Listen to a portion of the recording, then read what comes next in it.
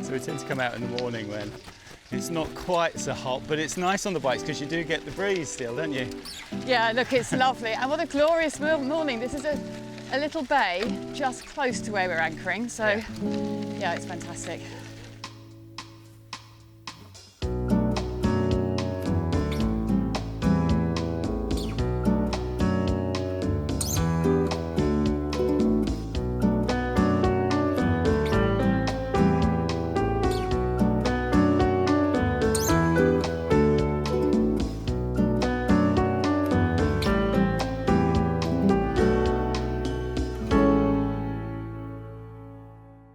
Hello and welcome to France and a coastline we haven't sailed before. Yeah, we've been all the way from the Costa Brava to the Cote d'Azur in blistering heat, it has to be said. Oh my goodness, it is so hot.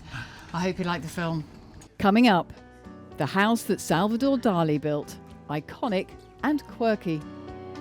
A beautiful overnight passage to France. And is this the most wonderful anchorage in the Cote d'Azur? But first, before we cross from Spain to France, we're expecting some quite strong winds. The Costa Brava is not a coastline with many places to hide, so we're waiting out the weather. Okay, so the wind is coming up now, expecting maybe 35 knots or more. We've got the Tramontana that comes out between the Pyrenees and the massive Central and the Mistral that comes down the Rhone Valley. And it really blasts down the Gulf of Lyon. And really there's only this bit of land here that's between us and all of that. So we're out of the swell, which is good, but as you can see, we're not out of the wind. So I want to put the bridle on. I've got just my single snubber on at the moment. Much better to have the bridle, so I'm going to get that out and stick that on. So I keep the bridle in the sail locker here, ready for these sorts of occasions. You might ask, well, why don't I use this all the time?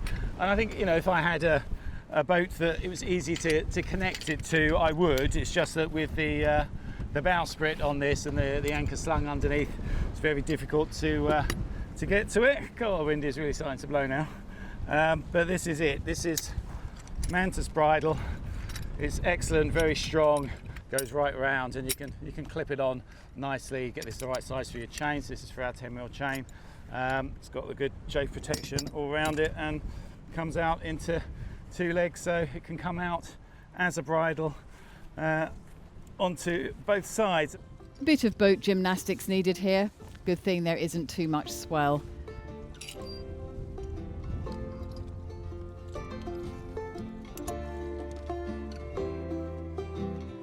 And then we are ready to sit out the storm.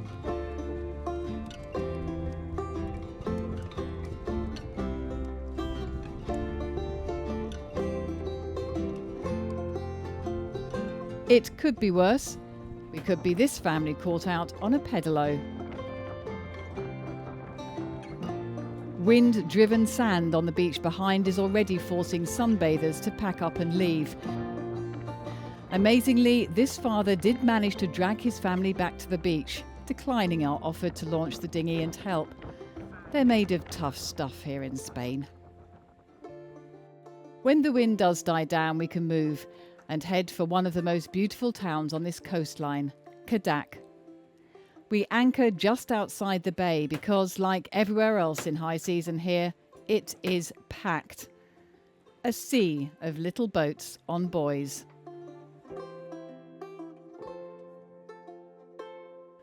Out here we have to anchor in 15 metres, but we have the space pretty much to ourselves. And that's good, because just round the corner from this bay lies a very special house. To get to it, we need our bikes.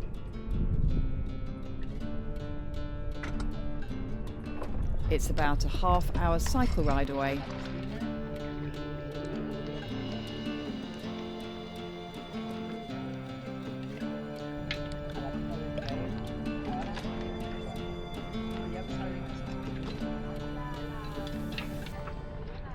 We're getting pretty good at unfolding the Bromptons now. There is a trick to it, as there is with all folding bikes.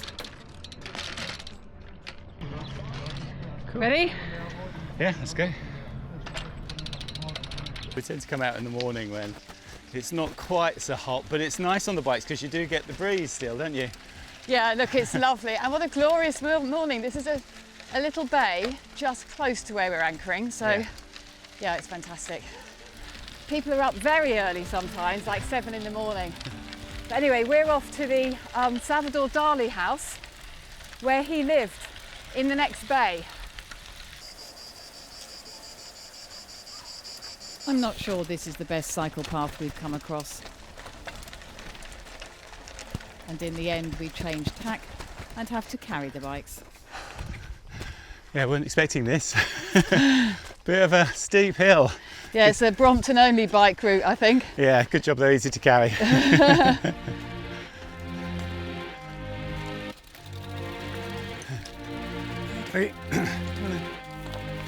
But it's worth it.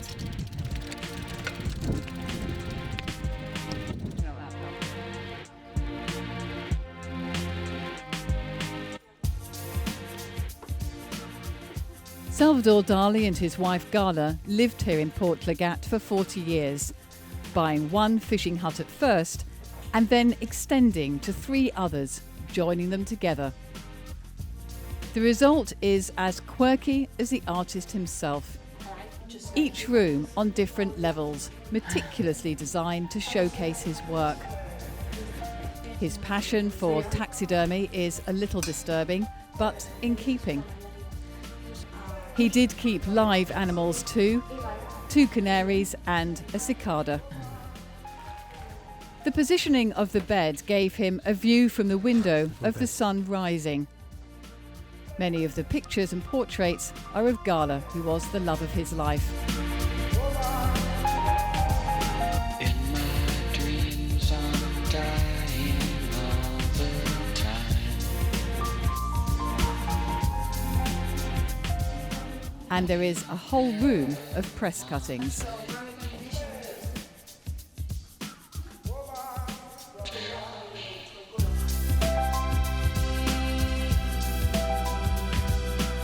But perhaps most striking is the olive garden, a work of art in itself.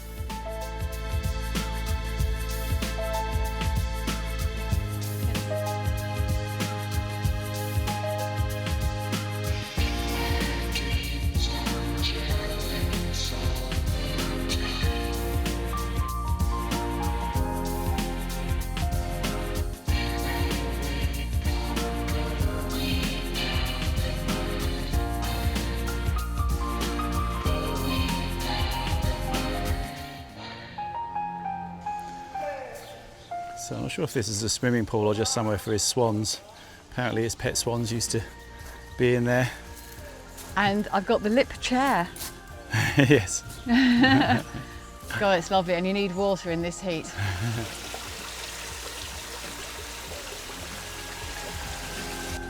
Mixed affiliations then. We've got the Pirelli thing over there. This is the Michelin Man, isn't it?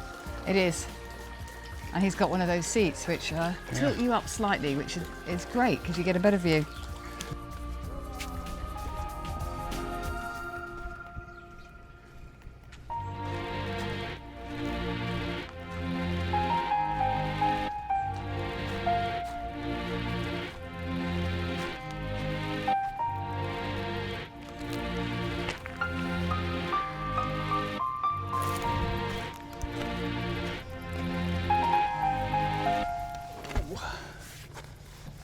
It's nice. Yeah. We take the main road back to Cote and set about exploring this captivating town.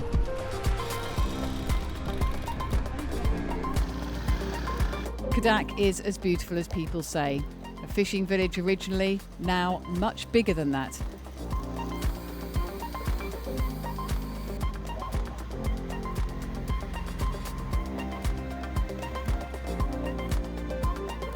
Famous for being Salvador Dali country.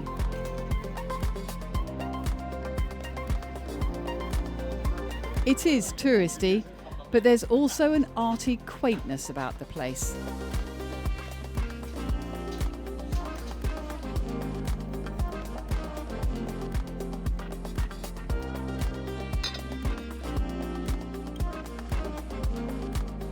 And the best pottery warehouse we've ever seen.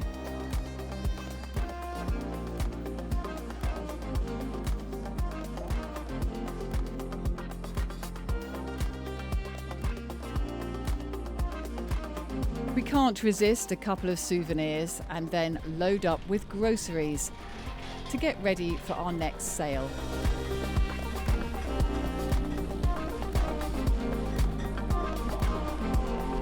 There's even a cycle route back to the boat, which is just as well, as it's a couple of miles away from the town.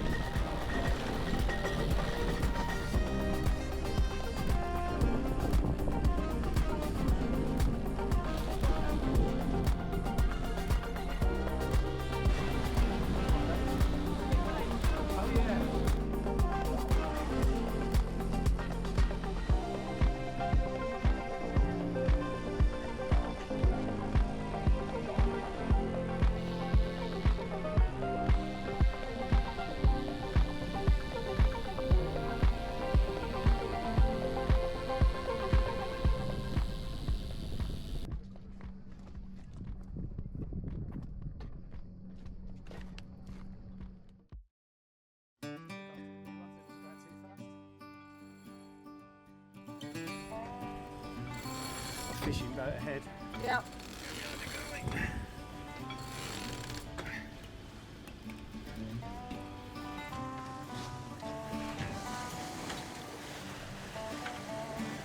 Well, that's it. It is goodbye Spain, and by tomorrow morning or afternoon, hello France. Now, I know you think we might have done this a little bit earlier, but Steve is working out where we're going. Well, it sort of depends on the wind, doesn't it? As always. Yeah, I mean, it's going to take 24 hours across to go for Lyon. We'll probably head inland a little bit because the wind's going to shift on us, so we'll get a better sort of course coming out, and we hope to end up east of Marseille. And there's a sort of an interesting little island group just off here called the Friol Islands. Looks like there's some good anchorages around it. I think sounds like as good a place as any to start. Yeah, head for great. there, I think.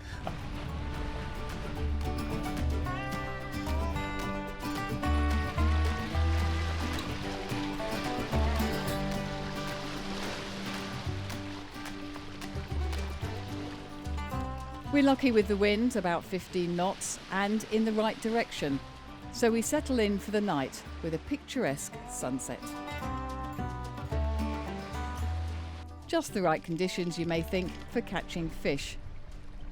Unfortunately, not this time.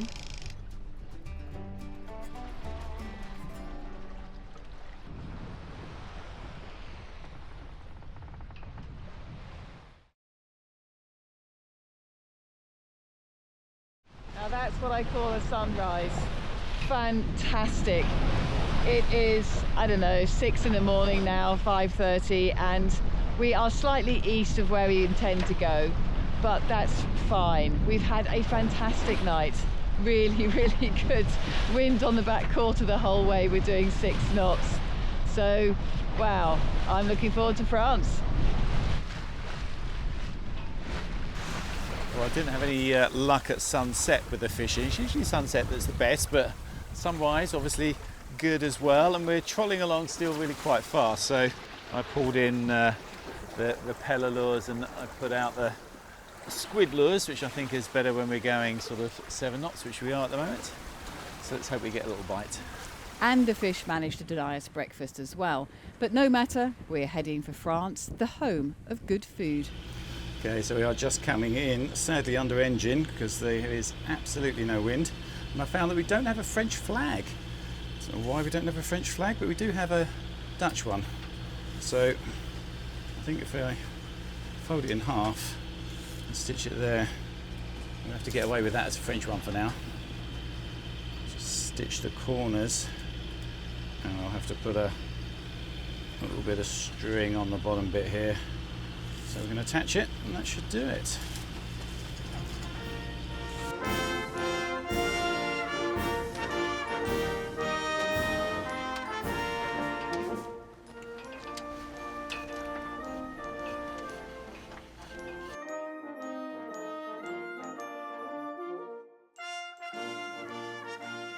And congratulations Spain, who are the actual winners of the World Cup. Now back to France and a stunning anchorage.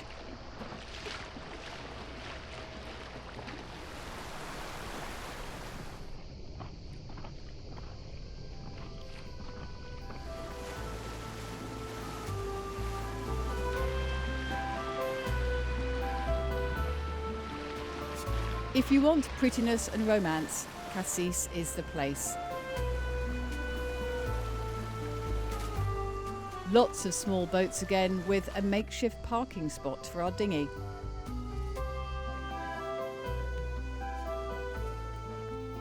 Then a bustling seafront and pretty back streets. I'm staying where it's cool.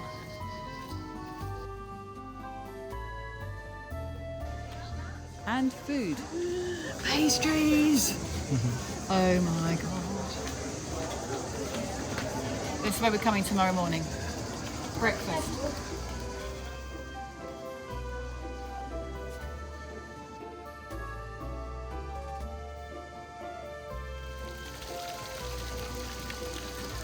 It's France, it's all about the food. It is. And there are so many really good places. We'll have to make a choice.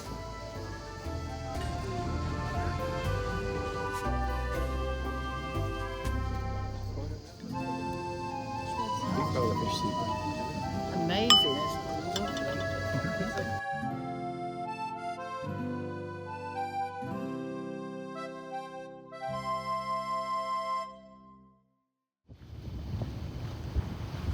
I'm not sure if you can make this out, but it's quite a swell now that's rolling up into the anchorage. Lots of people clearing out, including us.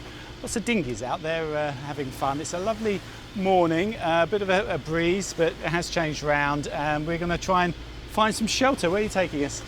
Yeah, we're going to Jerez. It's a spit, so you can actually go either side depending on whether we do get the planned wind change. But the most important thing is there's loads of little islands, so it's a bit of a playground.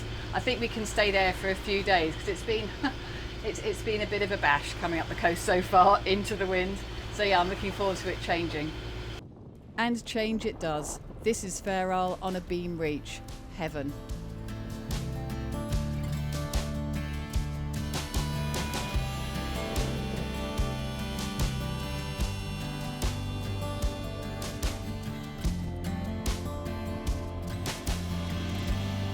And we're not the only ones enjoying the sail.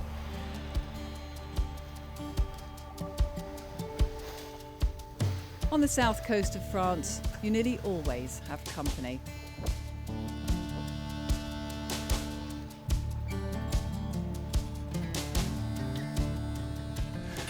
Okay, the wind has died down a little bit. We're in the shadow of the little islands that are across from there. But we're about to turn around the headland and go downwind for the first time. Be nice.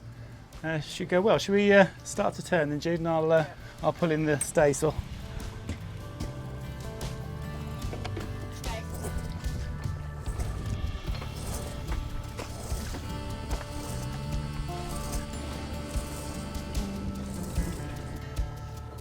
Okay, we start to come around.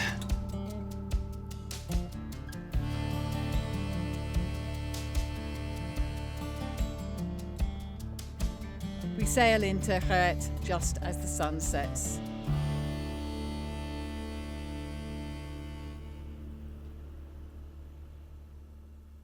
Yeah, we've had a couple of nice days sailing actually coming across this coast, but you do have to watch out for that wind because when the Mistral blows, you are stuffed. Yes, the Mistral and the Tramontana really dictate what you can do along this bit of coastline, and we've been down for about 3 or 4 days. In roses, yeah. Yeah, and of course if that stops, then you've got the other problem of if you get a southerly coming up, you get the swell coming in, and there's not a lot of protection in some of the anchorages from southerly swell. But it's looking good for the next couple of weeks, which is just as well, because we do want to go along the southern coast of France. It gets posher as you get further east. It does, and more expensive. Saint-Tropez and the likes of that. I mean, there's no chance of going into marinas in that sort of place either, obviously, for shelter. So yeah, but as long as you keep tabs on it, which we're doing, I think we're going to have a good time. And we've got daughter Millie coming out for the posh bit. She likes the posh bits. And the food has been amazing. Thank you, France. Yeah, we've enjoyed that. So yeah, we're going to have a couple more weeks now on the French coastline before going over to Corsica, which again is French. We haven't been there either, so that'd be fun. Yeah, it is, but it is an island. Lots of good walks and lots of little bays. But again, watch out for the weather because it does depend which way the wind's blowing, doesn't it? Well, there you've got the problem with the swell because it all comes, the big fetch coming across when the Mistral and the Tramontana blows comes in on that west coast of Corsica. The west coast it looks fantastic, It loads does. of little bays and things, Yeah. but you can really get caught out there because you've got that same problem. So Yeah. depending on what's happening, we might have to go down the east coast, but yeah, we'll see. We'll see. So thank you very much to our patrons. Thank you to our subscribers, and thank you for watching. Thanks for watching.